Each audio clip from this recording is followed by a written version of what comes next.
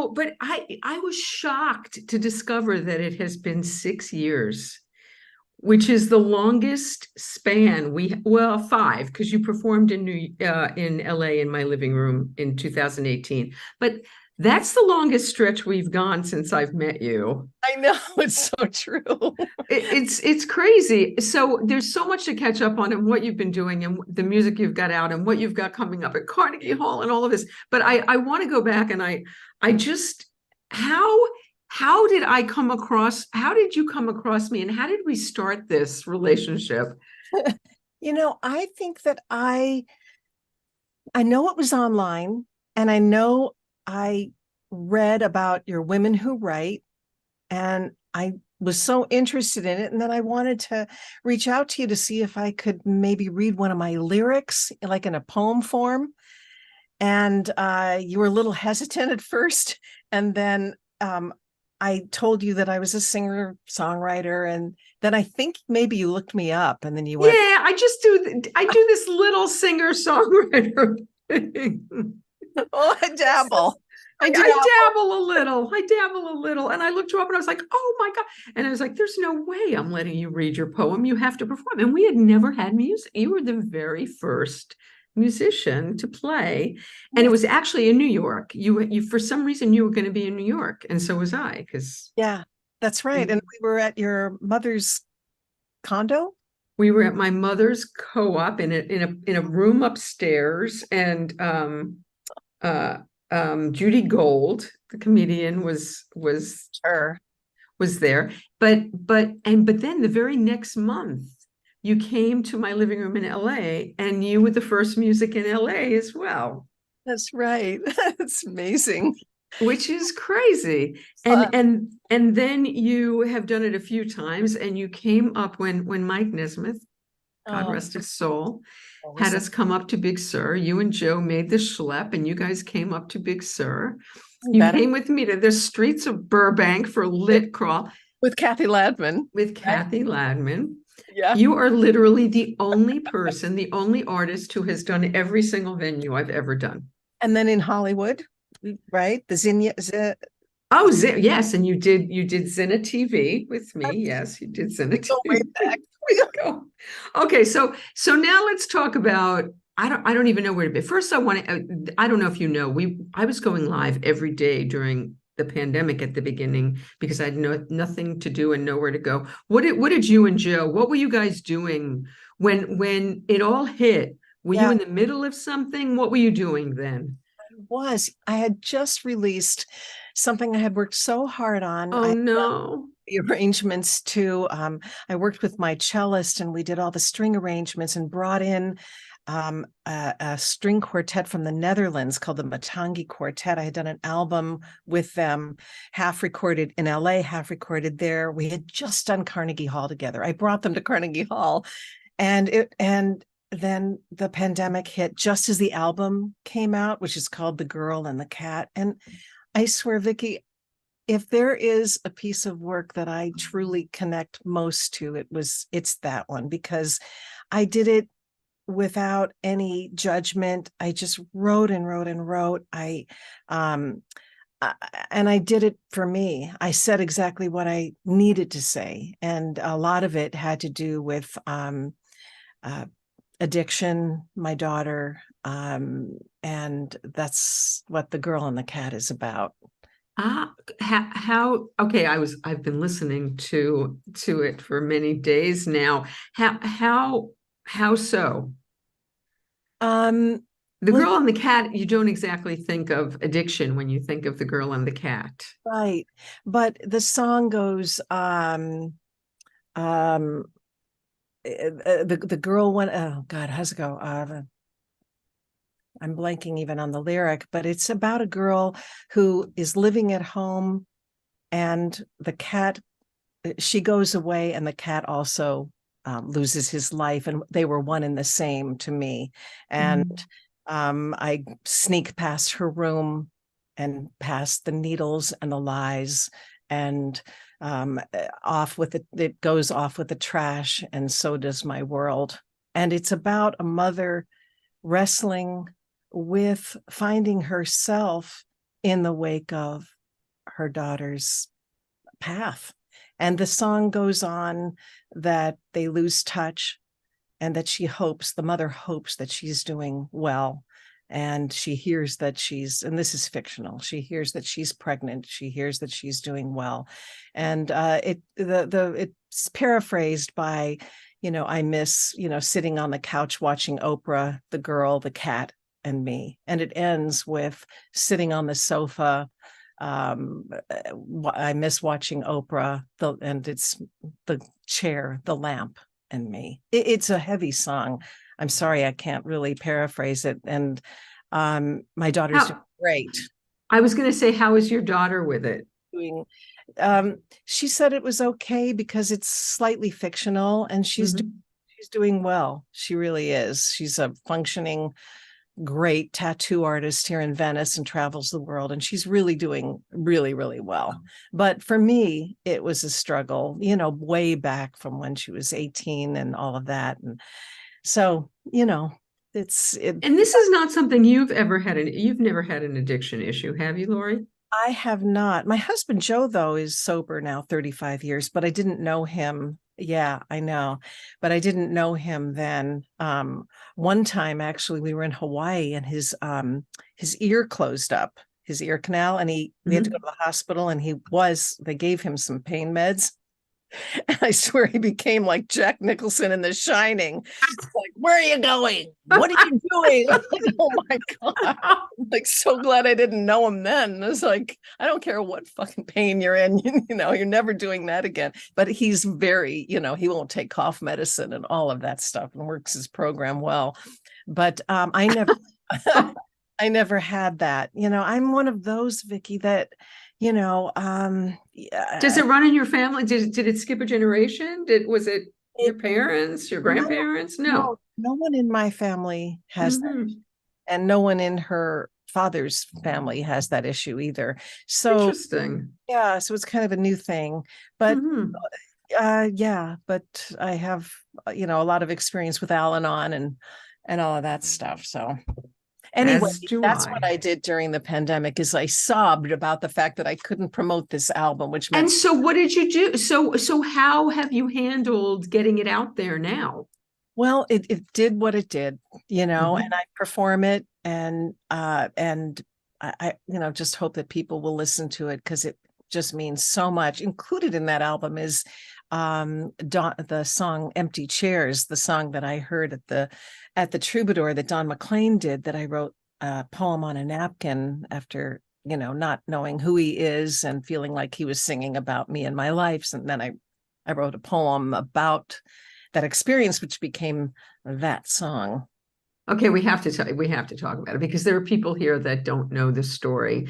And what's so thrilling to me is that you're finally being vindicated. I know. After so many years, that it's finally out in the world. And although it really pisses me off that you don't have a share of the royalties, this is not okay. This is not. No, it's funny. I'm happy that it's out in the world. And then I kind of hate that people know that I got screwed over. It kind of feels bad. So it's kind of a major but story. I don't know. I find myself like, it's like, should I have kept that a secret? But it's a cautionary tale. It's what young artists do when they give things away without thinking and with feeling like, oh, there'll be more of that, don't worry, So maybe it's worth it, because you can share that story, and maybe you can prevent somebody from making the mistake. So how old were you, Lori, when this was all going on? 2. No, I was I was 19. And the story is that I had a deal with Capitol Records, and a production deal through these 2 producers, Norman Gimbel, Charles Fox, and the contract with them. How did you get that? Here you are, a young girl in Los Angeles. How did you get a deal at such a young age? No, because I was born in Switzerland. I mean, I was born in LA, but grew up raised right. So how did you come to have a deal? It was actually my pediatrician said, Wait, let me test your reflexes. And by the way, no, he's my pediatrician, and he said, so you want to be a singer? And I said, I'd love to, either that or a gym teacher. And he said, well, my next door neighbor is a lyricist named Norman Gimbel. Why don't I put you in touch with him? And how old were you at this point? like 18, fresh out of And junior. had you I imagine you took piano lessons as a kid. Did you? Some lessons, really bad at lessons, and I'm sure that, your Snuffy could attest to, He doesn't read music. He doesn't know it. No, he does none of that. And He does not. scores. He does I not love read. him. He does not read music. So how did you play guitar? How did you come to guitar? Well, I taught myself, and growing up in Switzerland, I'm left-handed, so I taught myself left-handed. Oh but my gosh. backwards, and then I realized, well, that won't work. So now I do play right-handed, but I did take some guitar lessons, 3 of them, with Barney Kessel, who is this amazing jazz guitarist. And after the 3rd lesson, he said, okay, so let's talk about, your homework and how you did. And I said, well, I and goes, Lori, this is not going to work. You're kind of wasting my time. And I went, oh, okay. Oh my God. So anyway, and so who were you listening to? Like, who were your heroes? Who were your idols when you were playing? Okay. Joni, I started playing when I was 15, and in Switzerland, I swear there was no one in Switzerland who played the guitar. That's not true. Let me rephrase that. There was no one who was recording mainly playing guitar. So years before. But my influences, once I got more serious, were, of course, James Taylor, Joni Mitchell, Judy Collins. That was like, the thing. And so I came out to LA. My pediatrician said, let me introduce you to Norman Gimbel. And I met him, and he and his partner, Charles Fox, were looking for a singer to produce, manage, publish, write for. Okay, wait. Had you taken singing lessons? No. No singing lessons. Had you started writing? Yeah, badly, but I did. I was writing from when I was like 13. Songs like, but I was young, so young is having fun such a sin, that kind of thing. I love that there's a New York accent in there somehow too. So are you singing in choir? Are you singing in choir? Are you in school plays? Where is your voice developing here? Oh, well, actually, I was in a band in high school in Switzerland called the Ultraviolet Blues, and I did sing, some Season of the Witch, and some Al Cooper stuff, which really didn't suit me well, but I did that. Then I went to college 2 years, and it was an all-girls school, the only one I could get into, Pine Manor in Boston. And I was Oliver in Oliver. Please, sir, may I have some more? First Broadway show I ever saw. That's a great show, but it was an all-girls production. That's an interesting show to choose in an all-girls school, since it's almost all boys. Who will buy this wonderful? I know. Do you know I saw Davy Jones as the Artful Dodger? I did. Oh, you are lucky. That is wonderful. It was a great play. Great play. Okay, so you did that. And then the Fantastics, I was, in that. Then I came to LA, and sort of, it was a bad summer of wondering what I was going to do when I met Norman Gimbel. But I was playing, and I was writing songs with this woman named Michelle Willens, and we wrote something for Daniel Ellsberg and performed it at the sports arena for him. And so I was starting to, kind of develop as a singer-songwriter. When I met him, he introduced me to his partner. I auditioned for them, and that's where we started to woodshed, and they got the deal with Capitol Records, 71. Is this boring for your audience? This is so not. This is not. Me. No, this is not boring. You. No, this is not boring at all. This is like, how did somebody have this trajectory? How did this happen? And especially because your story gets very interesting, because these people that took you under their wing, No. it ends up, okay, so okay, so they take you under their wing, they sign you. Yeah, to an all-encompassing, contract that would not hold up today. It wouldn't. But I was so How so? Why? because of the all-encompassing nature of it and the percentages and the time frame. Is And it true that they were getting like 20%? They were getting like a lot. Yeah.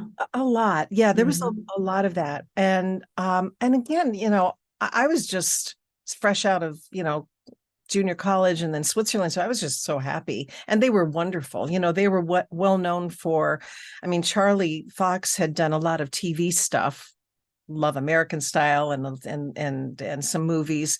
And Norman Gimbel, who was older than I, he had done as a lyricist, everything from I Love Him, and where he did that.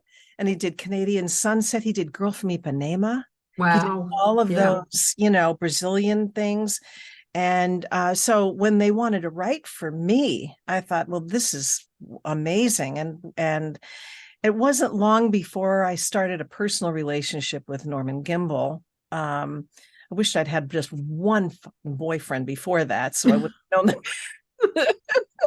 But I was just totally smitten, and this went on, and it was a secret relationship, which really got in the way of the professional thing. It became a very dysfunctional, awful relationship. So when I wanted so I go to the Troubadour with my friend Michelle Willens, the writer that I was writing with, who said, "You've got to hear this, the singer." And you didn't know Don McLean at that point? I don't really think I did. I don't think I did. I hadn't, I saw. Wait, wasn't American Pie like a huge hit at that, or not yet? I don't think it was yet.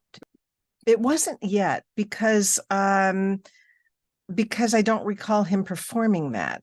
He was performing Empty Chairs and from an album that had Castles in the Air. Remember that song? Oh, I love that. Anyway, so Mickey, I call her Mickey, said, come out to the Troubadour and I want you to see the singer.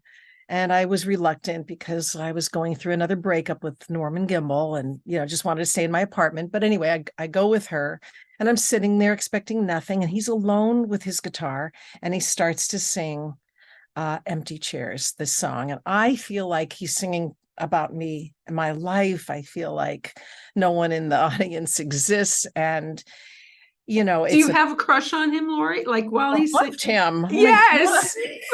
Yes, of course. Come on. Didn't really notice me at all. Oh, he was, back then he was wonderful. And he, absolutely. And, but anyway, so I wrote a poem on a napkin about seeing the singer I hadn't heard of, and he was singing about me and my life. And, I felt that, they were he was reading my letters or reading my diary. When I get home, I called Norman Gimbel. We had one more song to do on an album for Capitol. And I said, I've gone to this club. I have this poem. And he said, well, let me hear it.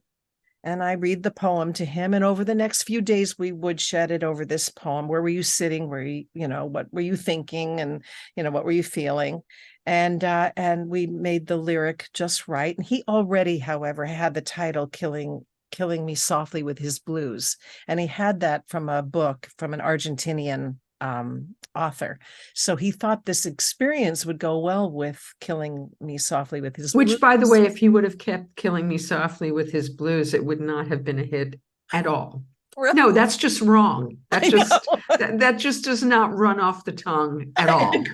I agree. And so when we met with Charlie Fox, who did the music, it was the melody was a tad different. And also I talked them into not blues, but song.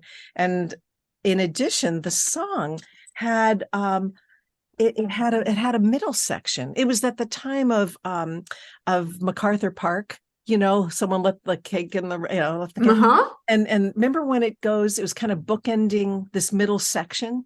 Well, that's what they wanted to do with Killing Me Softly. They wanted to put another song called Back to Before, which I had done on which I also was on this first album, and put that in the middle of it. So it was this really long, endless song with this other piece in the middle, and I talked them out of that, and so they kind of brought it together. But I was, it was so this was what's called a collaboration. I know, right? So I just didn't think, though. I felt like it really wasn't until the Grammy Awards when Roberta Flack, who heard my version on an airplane, my version was starting to creep up the charts. Okay, wait. Before you get to Roberta, before you get to when you realize, so you're creating this song. Yeah, it's going to be the last song on your album. Yeah, you record it. It goes to the label, and that song starts to get airplay. Yeah, it does. Okay, and then my whole album was on the cover of American Airlines, and it wow, fun in flight, and then with a picture. Wow, fun with a picture of me, and then inside were like my whole album would play. And as she tells it, she listened to this song, Killing Me Softly with His Song was the title of it, and she listened to it and over through the duration of a flight from LA to New York, and wrote down, scribbled down the chord changes, and loved it. And when she landed, she said to her producer, Joel Doran, I really like this song and I want to record it. And she sang it live at the end of her one of her concerts. And Quincy Jones said to her, Ro, don't sing that dang song one more time before you record it. And yeah, because the audience went nuts from what did. Yeah, they really did. And so she did record it and knocked mine off the charts, and it became, a really life-changing experience. Okay, so now you record it. At that time, are they taking all your publishing with everything? Is that why you get nothing? They're taking all your publishing with everything. Everything. Okay. And again, it wasn't until the Grammy Awards when I'm sitting there in the audience and they go up and she wins Record of the Year and Song of the Year, and they go up. And I think, well, maybe they're going to say, and thanks to Lori, but they didn't. They just leaned into the mic and just said, thank you very much. Thank you very much. And that was the end. And I started to feel like, oh, I felt invisible. And she waved to me from a distance, although she doesn't remember that. And I just started to feel, ooh, and then they didn't want me to talk about how the song. Okay, wait, was there any press at the time? Because Don McLean did know back in 73 that he inspired the song, correct? Yeah, he did know. Mm-hmm. And how did he come to know that? Do you know? I think just through publicity and a lot of stories. I mean, I was told by my managers, by them, to not discuss it. I think they didn't want it to sully the success of Roberta and of her version. And but my friend said, you better talk about that. And so I did. That's my story and blah, blah, blah. And because of that, then it got a lot of traction, and he found out about it, and it became kind of a thing. It became part of his story. So from what I read today, which I don't think I knew before, Fox told they allowed you to kind of have it out in the world that you had written this poem until like 1997. Why did they have this change of heart? Do you know? I know. And to expand on that, it was that, I was okay when I was singing on stage, but when I would talk, I was the worst. I just panic attacks, just panic. Like, what am I doing here? And why are you looking at me? And just, horrible. And so I did a couple of performances early on with that. And I was just like, oh, and then I would sing and they said, Charlie and Norman, we got to do something. We got to do something. We got to write her patter in between the songs. And I was grateful. However, their patter, because they were older than I, was, very stilted. It was like, young people today. And then I would say something like, I reflect on the, I was such a, anyway, and Killing Me Softly, they wrote, and I've said it a million times. This next song was written after I went to see Don McLean in concert. I wrote a poem on a napkin and I felt like he was singing me and my life. And that's what this song is. And I said that 1,000 times. I mean, on TV shows and in print. And you were on Mike. In fact, Tony's Mike talking Douglas. about Mike Douglas. You talk about it on Mike Douglas, right? Yeah. That was such a panic attack there. I could hardly move my face. If you ever watched that online, I thought, I'm not going to get through this. I'm not going to. Come on, Lori. Like in my inner thought is just push on, Lori. Just push on. Anyway, yes. So I said it so many times, but in 97, when the Fugees came out with it, and also before that, I had wanted out of my contract. The personal relationship was really. You were still with them all those years? No, the contract was a 4-year contract with a 5-year extension. And my relationship was about 3 years. So into the 4th year, even though I had already signed the extension, I wanted out. The relationship was bad, and I wanted out of the contracts. And when I told them this, they actually got lawyers involved and prevented me from recording for the next 5 years, and wanted $250,000 of back pay that they said I owed them, and it was just terrible. You didn't, and please tell me you didn't end up giving them money. I did not, but what I ended up doing is staying out of the public eye during those formative years. So from, I had 5 albums out on Capitol Records, and the last one was like 70. I want to say 74. I didn't record again till 78, 79. And all those years, was very painful. And it was lawyers. I had no money. I was living with my mother, and it was not good. And it was tough. So anyway, in 97, all I wanted was really just, let's just talk about how the song was written. And they said, no, she had nothing to do with it. By now I had 3 kids. They were in the back seat of my car, and they thought I was a big deal. And on MTV, the pop-up Lauryn Hill, well, it was originally Lori Lieberman. So they thought I was a big deal. And however, Charlie and Norman said, no, that's not how it was written. We wrote the song like we did all of her other ones. And because they are who they are and they've done all this other stuff, they're believed. Is that what happens? I think but there's so much documentation though. It is, but they said, and the deal is we wrote the song, Lori heard it, and she related to it and to the time that she went to a Don McLean concert. But I have to tell you, cut to many years later after that, I was going to release the best of, and I think this was like 2001. And it did include some of my early songs and Killing Me Softly. And I had to go see Norman Gimbel with my husband, Joe. We went to see him in Santa Barbara. And Gimbel said to both Joe and me, I really don't know what it was about that concert that moved me so much when I saw McLean. Stop. He deluded himself to thinking that he was there? I know. I said, Norman, you weren't even there. Oh, I was there.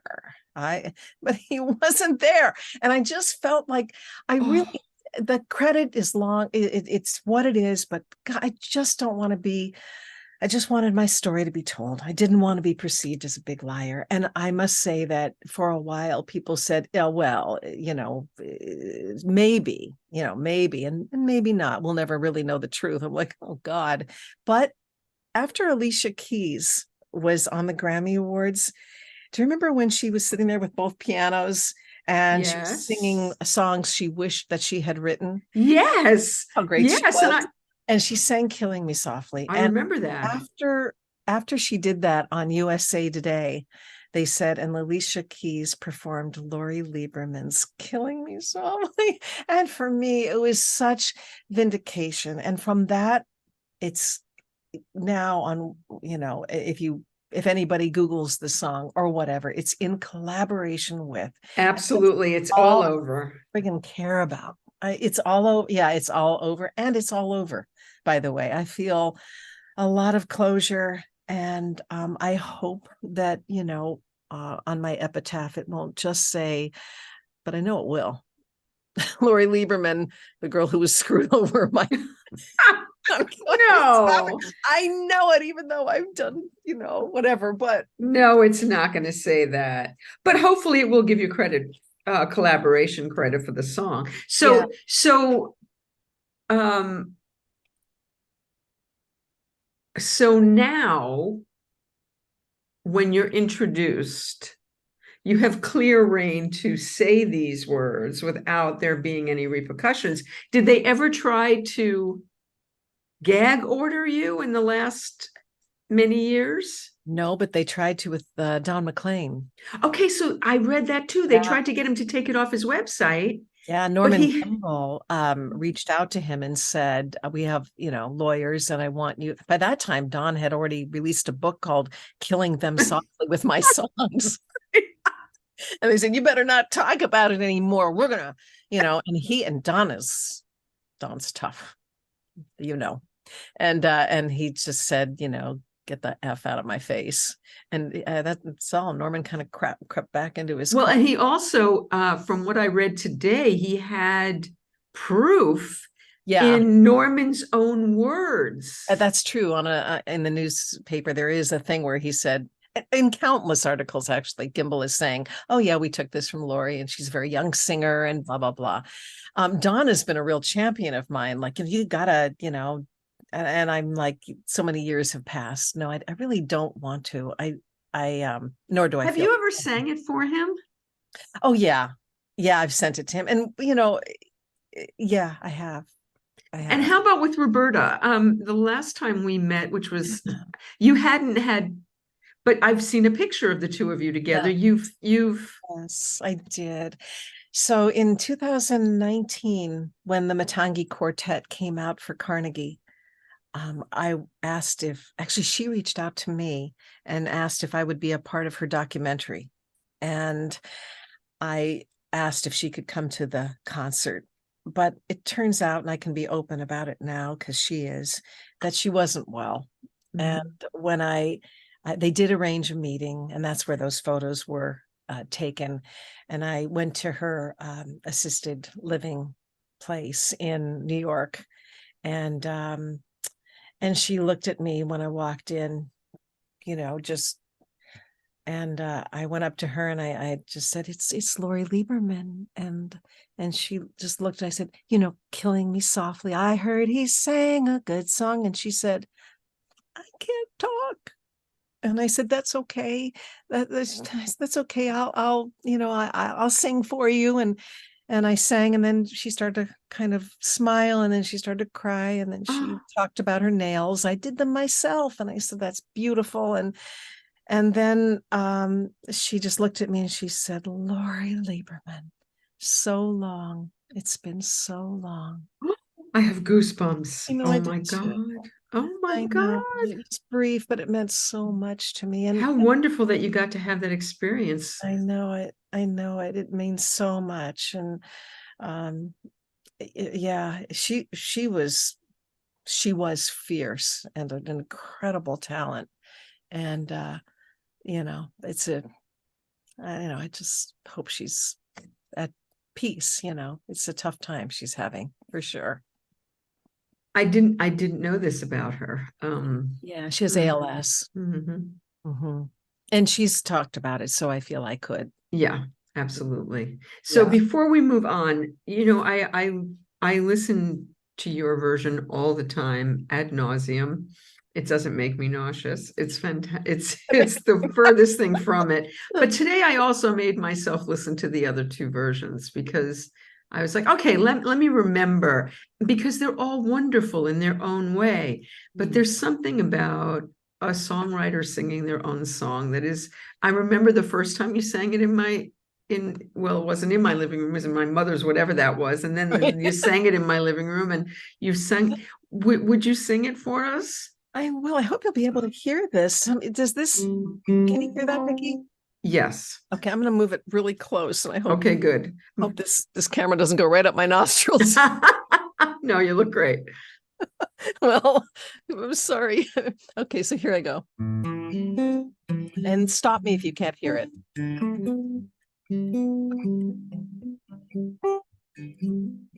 I heard he sang good song. I heard he had a style. And so I came to see him, to listen for a while.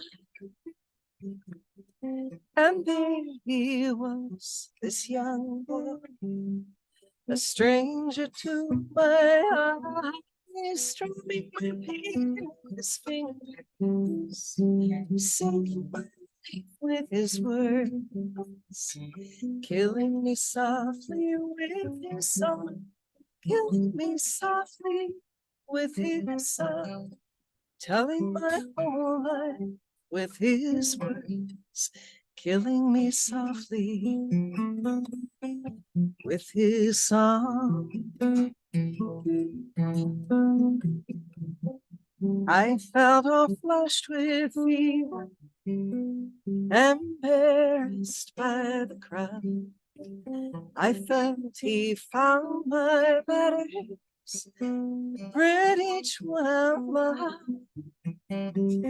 I prayed that he would finish, but he just kept right on, strumming my pain with his fingers, singing my life with his words, killing me softly with his song, killing me softly with his song, telling my whole life with his words, killing me softly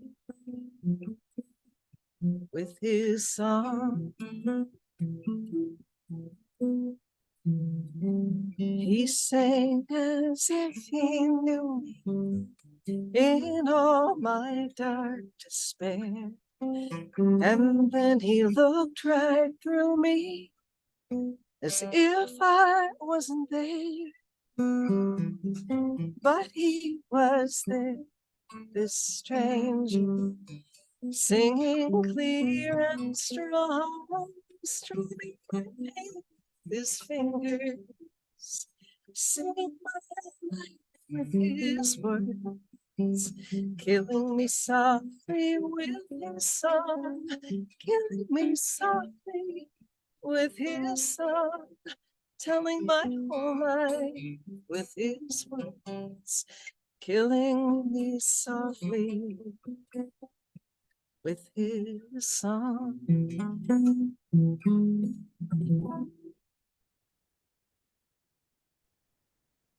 Ay, ay, ay, ay, ay, Hear that at ay, ay. all? You kill me every time you perform it. It's just Oh, so beautiful. oh, thank you. There's nothing like you singing it. There's Thank you just so nothing like much. it. Thank you. You know, at Carnegie coming up, I first sing at the piano. I do empty chairs, and then it segues on piano into Killing Me Softly. So I haven't played it on the guitar for a little bit, but yeah. That what a great way to present it. Um, Yeah. first what inspired it, and then to go into it. Ooh, that's perfect. I Again, mean, I want you to play it all. I want a concert right now, but I'm not going to do that to you. I'm going to have you play something new. oh, okay. The Girl and the Cat. Maybe what? But let's talk some more. So let's talk about Carnegie Hall. How the hell? I mean, we'll talk about the things in between, but come on, what is it like the first time you do Carnegie Hall? Terrifying. Oh Just my God.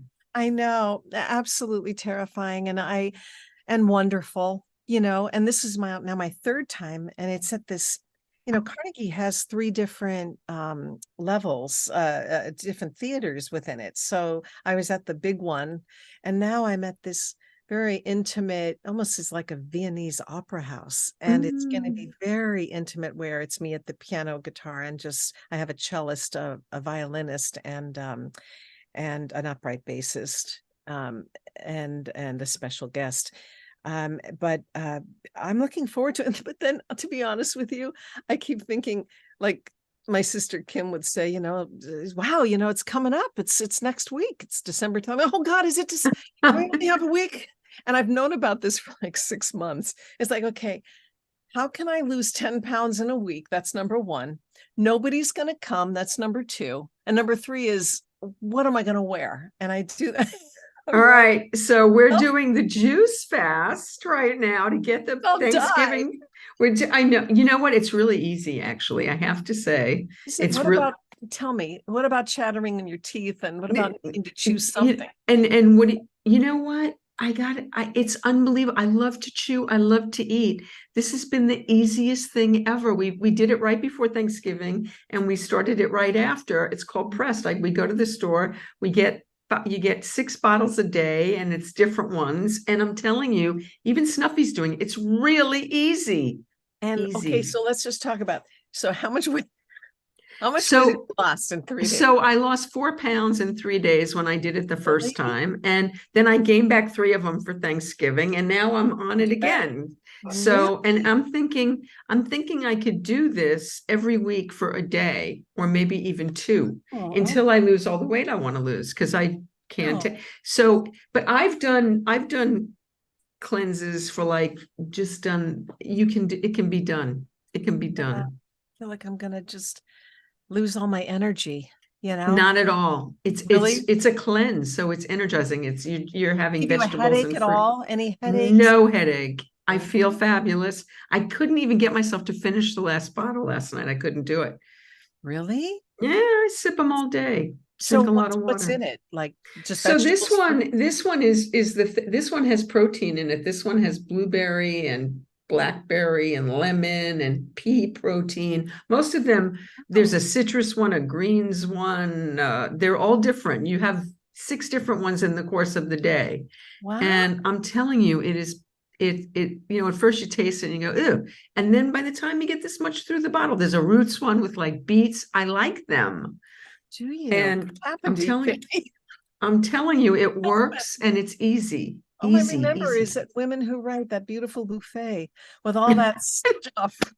And I love to eat. Love, love, love, love. Yeah, I don't think I could do it if Snuffy was eating. The fact that he's doing it with me makes it much easier. Yeah, that's so good. Well, maybe I'll do that. I've got a week. I'm telling you, if you did it for 3 days, boom, 4 pounds, boom, it's gone. And it just makes you feel that much, and you get a little bit of in there. You look really good. You do. No, I have so much more to lose that it's scary, but we won't go there. But all right, so Carnegie Hall, talk about the first time you walked out on that stage. It was just enthralling. It was incredible. It really was.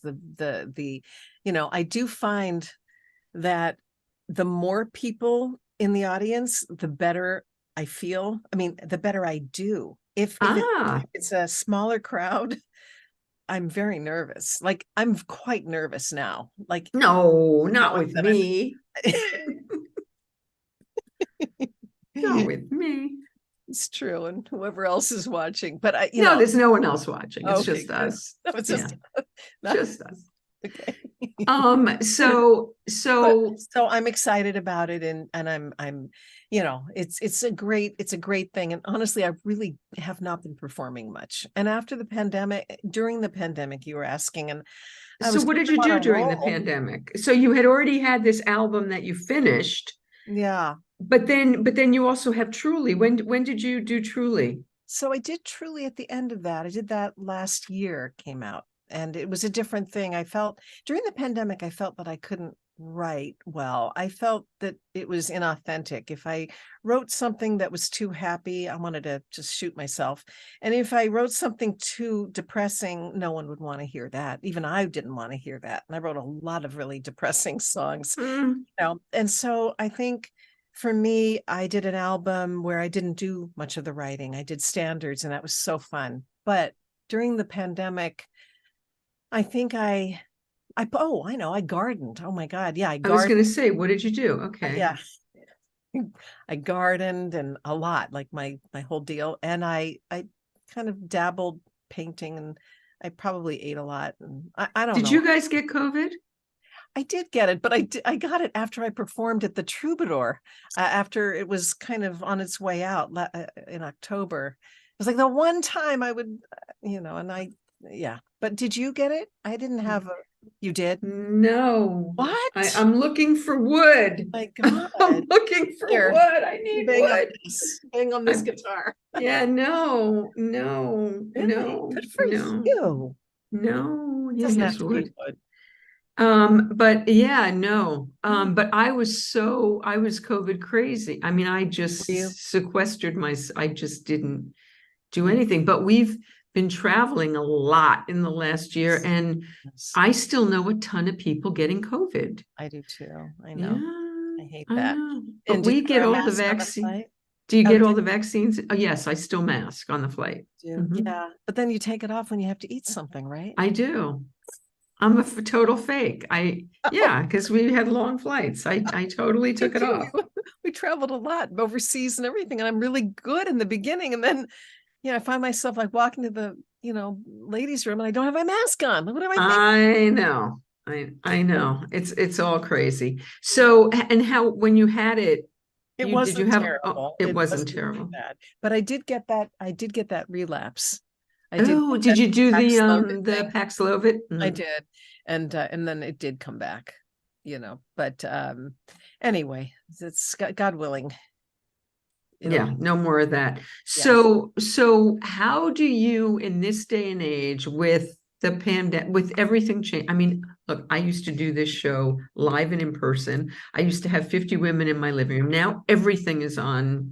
online. How Yeah. do you promote music? How are you going out there and I mean, other than Carnegie Oh, Hall, are you getting out there? What are you doing? Are you going to tour again? What are you going to do? no. No, No, Vicki, I'm terrible at all this. I'm no. actually awful at this. This is, I don't know. I feel like, I put out an album. It did quite nicely, actually. It actually did. But I did perform a little bit, but I'm terrible at promoting my stuff. No, and I'm not out there, and I'm not selling my wares, and I am not. They know where I am. If they want my music, they'll come and find me. So now you used to go to your tour in Europe that you A have a big following lot, in you. a lot. Yeah, at a Oh, big. you're not going to do that, and you're not doing. You don't I want to. might do that. I might do that. Yeah, I did actually perform. And do I have to talk about myself? Can we talk about? Yes, you have to talk about yourself. That's why they're here. I don't want to. I don't want to plug anything. I'm not trying to plug anything. Let's talk about our lives. Okay, let's talk about our lives. So let's talk about you and Joe. So there are people that might not know that Yeah. Joseph Cali was from Saturday Night Fever, was in Saturday Night Fever. One of the boys, Joey, one of John Travolta's boys, and now Donna Pescow has become like a treasured friend of mine, Is who she? I Oh, adore. oh, how nice. She's so nice. She's so Yeah. wonderful. Oh, say hello for me. Absolutely will. And so that whole thing, I mean, it's like iconic, that movie, Oh, and that. I know. How And did you and Joe meet? Um, we kind of lived close to each other when we both had other lives. Mm. And then he produced my first album after not being in the public eye for a long time. I didn't record from 78 to 94. And why was that? The music business changed. I went, it changed when, I don't know if I've told this story to you before, but whatever. This is a new audience. Tell it again. Okay. Hi, everybody. Yes. There's no one here. Okay. But anyway. What yeah. audience? What do Yeah. you mean? It's just us. I went into a publisher's office in 78, and music business had changed by then.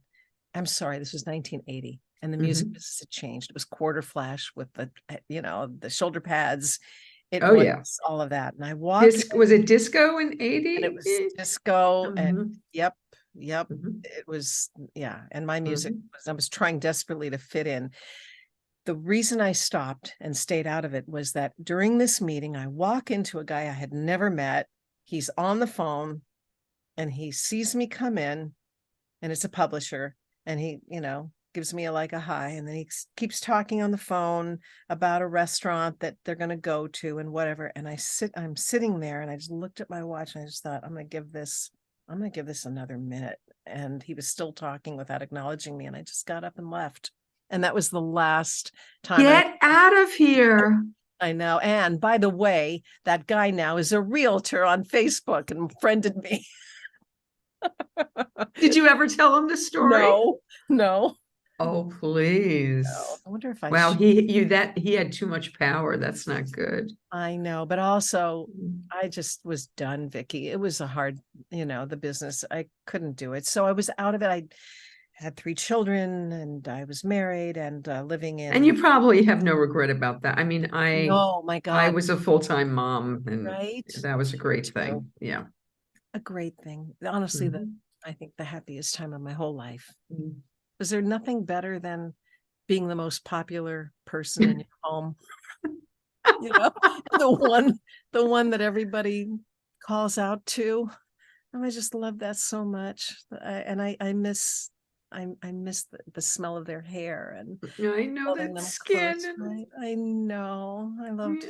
I loved that time. And by the way, I was the second person in the United States to have an in vitro thing. The second person. Yes, it was a ground. What year was that? 1985. Wow. I know, isn't that? And then they said, well, we've got this procedure. It's very risky. I mean, it's very low, percentages. And I did it and got my daughter, Emily. Yeah. So it was like a really big deal. Then just like that, my son, Dan, and my son, Will. That's the way that happens, right? Oh, I know. Just relax. Really? Did you go through something like that? No, well, I lost a baby. Yeah, and Hard. and I was an elder mom. I didn't have Harry until I was 30. I had Samantha at 42. Did you? Yeah. Wow. So yeah, elder mom. But yeah, after a few scares, it ended up all working out. But it works out exactly the way it's supposed to, right? We get the kids we're supposed to have. And I guess so. I mean, I'll never forget my friend saying to me, because I also struggled as you did too, and had some things happen. And she said, Lori, you're going to have your baby here, or here, but it's going to happen.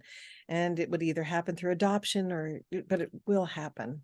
And I just remember crying, taking a walk and crying, seeing a box of Pampers in somebody's trash, just, that was a terrible time, that, you don't forget. And when your kids are hard won, and it's still thank God, I just thank God for them all the time. But so I was out of the music business for quite many years until Joe Cali came over and recognized a poster that I had and I wasn't singing or playing or doing anything. If I was doing it in secret, but he saw in secret. but he saw like a poster in the hallway, and he goes, wow, I've got that album, and then why aren't you singing?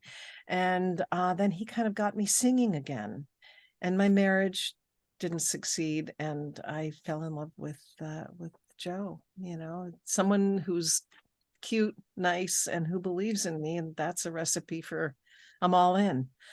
You two are a great couple. You're such a Oh, loving, wonderful couple. He's so supportive of you and yes. loving and wonderful. And we He's need more men like that in this yeah, world. he is wonderful.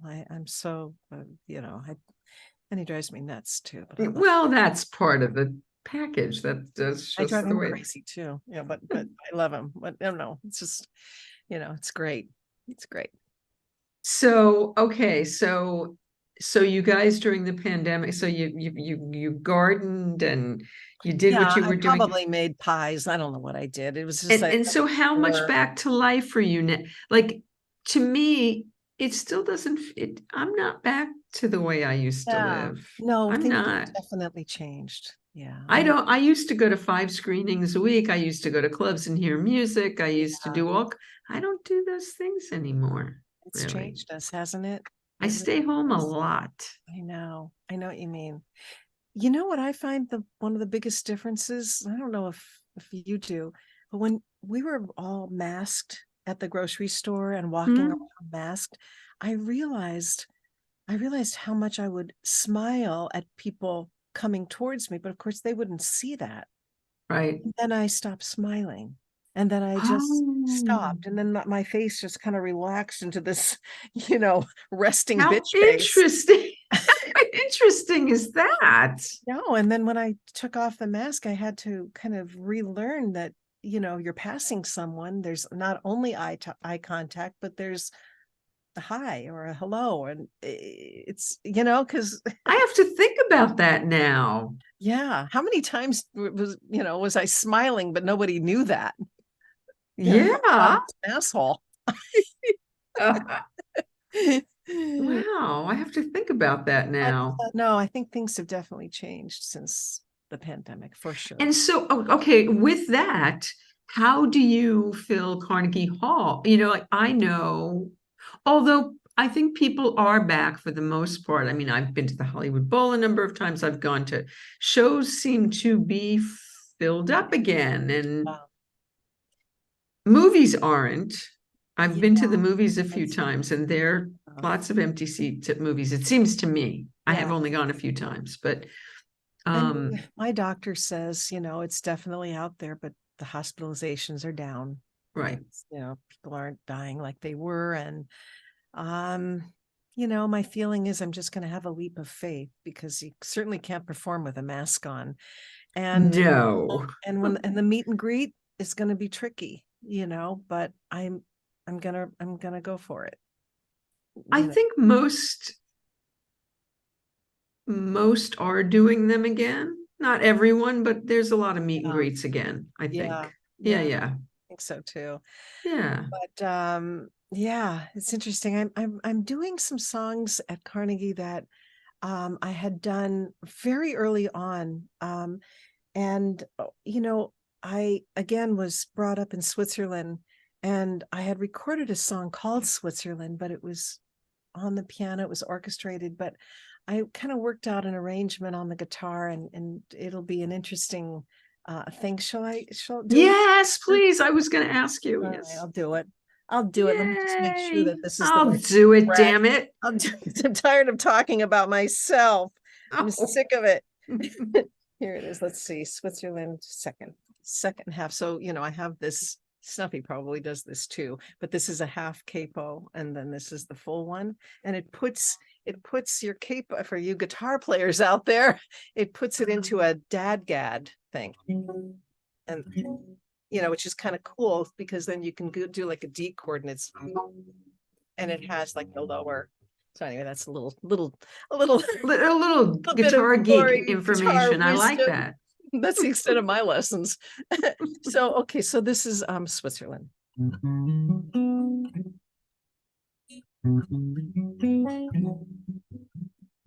you hear this? Not fabulously, but enough for us to enjoy the song. How about now? Hear that any better? A little bit. I'll strum it a little bit. Am I going to do this a cappella? No, we can hear it. It's just not, it's All right, here we go.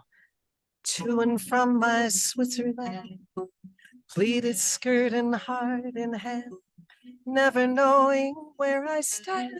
The middle child, the family plan, the airplane lands and lands in Switzerland.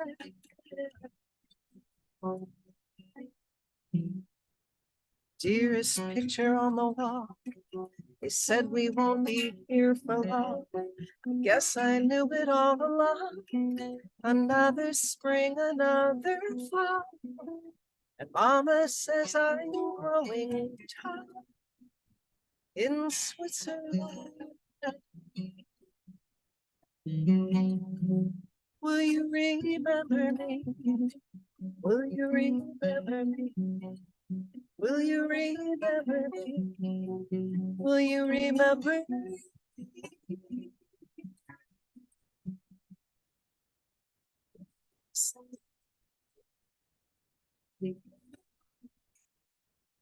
We can, oh, we sitting on the weekend, American,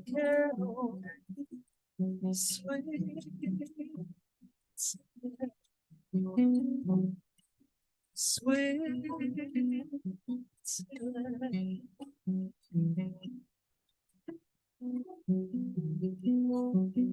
Still can't hear the guitar at all. No. Yeah, and even your vocal when you turn away from the. So this is basically a disaster. No, it's not a disaster. It sounds absolutely beautiful, but Well, your audio went out when you turned your head, and I was like, oh, should I tell her? No, I don't want to tell her. No, do. You missed the whole thing, and especially those important moments. No. And it was such a good performance. It was perfect. Damn, it was my bad. I think we won't be the best time you've ever done this song. Oh, you know, Zoom is such a pain in the ass. I don't know what it is with the settings that has to be so that we can hear this loud and clear, because I know it's possible to do it. I don't know. Okay. So, all right. So tell us how did you pick this collection of standards that you did in Truly? What made you choose? I mean, Moonlight in Vermont, you know, it's like an interesting choice. I know. Growing up in Switzerland, there are songs that my father would play and sing for us in the car. I like the likes of you, you know. You probably can't hear that either, can you? No, I can hear that perfectly. Oh. I heard that perfectly. How about the guitar? Did you hear that part? No. Oh, because I was playing it really well. No, I wasn't. Anyway. Yeah, but I did Moonlight in Vermont because I listened to Frank Sinatra, you know, and all of those old standards, and You Go to My Head, and you know, and I had a wonderful group of musicians that accompanied me, and we did it at a wonderful studio. All right, I'm just gonna name drop. So the studio, the engineer was Bob Clearmountain, who does the Stones, and he did David Bowie, Tom Petty, you know, just to name a few. So he said, and you know, when he heard the music, and I've got to engineer this, and he did, and mixed it. And a really stellar group of musicians, Lyle Workman, who played with Beck, and wonderful, and Victor Andrizo, who is Alanis Morissette's drummer, and also I co-produced it with Matt Rawlings, and Matt Rawlings is well known for his work with Lyle Lovett, and he's the piano player as well, and he's done Mary Chapin Carpenter and all of that. And I have to say, it's an all live album. We did it, you know, in 5 days, and it was so fun and wonderful. So so I'm quite proud of it. Okay, enough. Now let's talk about. Okay, so now this concert at Carnegie Hall, are you going to be doing from everything? Are you going to do just the new stuff? What are you going to do? Tell us. So I'm going to do kind of a potpourri of my early stuff, my songs I also love as covers. I'm doing some that people may not even really know. There's There is a wonderful Bruce Coburn or Cockburn song that I love that I'm doing. There's I'm going to be doing Don McLean's Empty Chairs, and also Fabulous. yeah, and then some songs that from Truly, from Girl and the Cat, from all my other albums, and yeah, it's a 2 hour. I mean, it's a 45-minute, then an intermission, and then another 45 minutes. Nice. But here's the tricky part, because it's just us, because it's just you. Because it's just us girls. Yeah. So in searching for something to wear, here's the thing.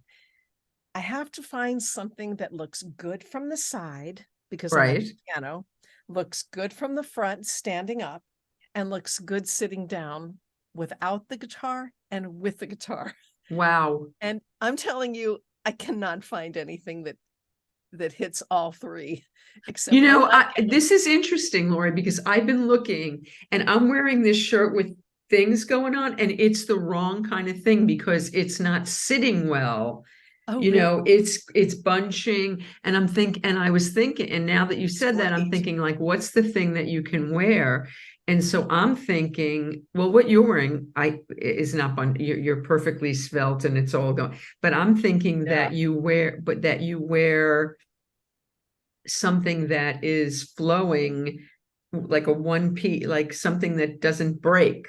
So you want something that's okay when I'm standing and with a guitar. Great. What about from the side at the piano? What about all that stuff? I'm sorry, this is not good.